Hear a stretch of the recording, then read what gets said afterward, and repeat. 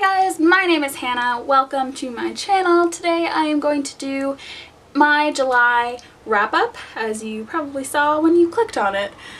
These are just the books that I finished up in July. I know that it's kind of late and it's already mid-August, but that's fine. We're just gonna get into it. First book that I finished was The Alloy of Law by Brandon Sanderson. This is the first book in the second installment of the Mistborn series. The first is just the beginning trilogy, that's just the Mistborn, which is the Final Empire, the Well of Ascension, and the Hero of Ages. And then this happens about 300 years later after everything in that series happened. And then this continues on in the same world, following different characters as the world is like kind of rebuilding itself.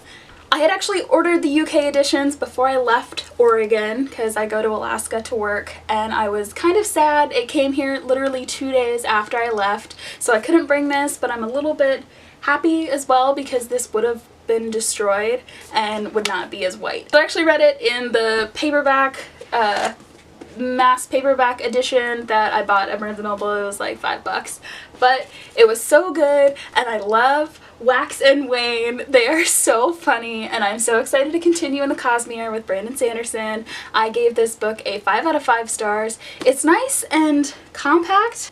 I mean, as you can see, it's not even that long. It's pretty short. I didn't realize that with the difference in, you know, the mass paperback versus the actual like book size, but it isn't that long, but it like grabs you, and I love being back in the world of Scadrial, and they've created a town called Ellendale, and that's hilarious. And if you guys have read this, you'll know why it's hilarious. I'm sorry for those of you who haven't, but you should. So I recommend you pick up the Mistborn series first. You don't have to. It's kind of a companion series, but reading the first 3 books will give you a definite better understanding and appreciation for the world before you jump into here. You don't have to. If you want to meet all of these characters and wonderful adventures that happen in the Mistborn world, then you can just jump in. For those of you that don't know, Mistborn is a high fantasy series by Brandon Sanderson that has a wonderful magic system in which you consume metals and you can have powers. So if you were born as an allomancer, the magic system is called allomancy. If you're born as an allomancer, you can either be a misting, where you can use 1 metal, or a mistborn, and you can use all metals. So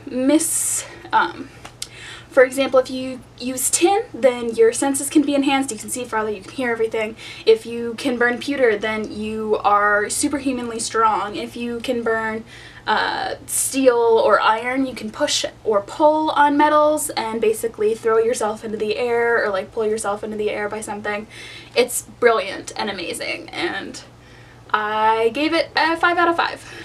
Next, I read The Queen of the Tearling by Erica Johansson. This book is also amazing. This year is just so good for all of the books that I've been picking out. I have not been disappointed yet at all.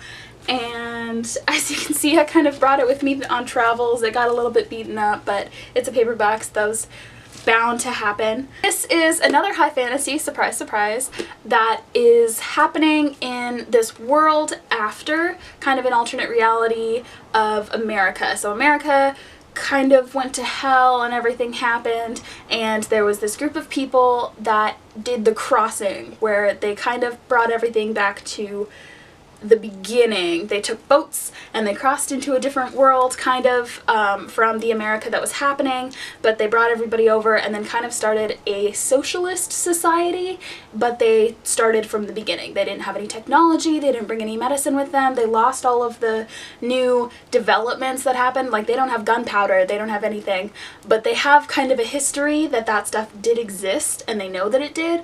But this is what's happening now. We are following the Queen of the Tearling, who was born into kind of this war between the Tearling and Mortmain, and she was whisked away as a baby to go be raised in the woods, kind of Sleeping Beauty style, by 2 very trusted people of the royalty. And when she comes of age, the Kingsguard comes and gets her in order to bring her back. Her name is Kelsey, and she has to fight for all of the things that she believes in and has been raised to believe in by her 2 mentors, who kind of became her mom and dad.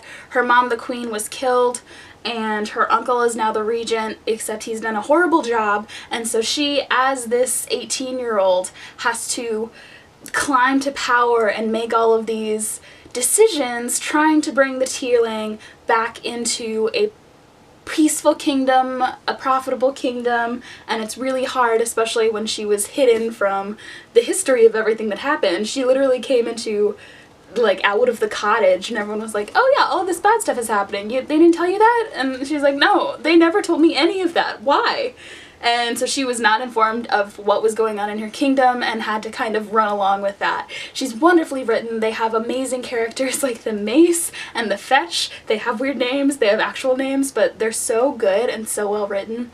It's very political, so if you're not into that, it's gonna take a while to get into, but once you get into it, it just catches you and then you run with it. And I gave this book a 5 out of 5 stars, so I would definitely recommend it if you want something with really strong characters who have a lot of beliefs, and it's actually also kind of dark. Like, a lot of stuff happens and I just loved how kind of nonchalantly things are brought up, and it really reflects society in today's, like, modern problems.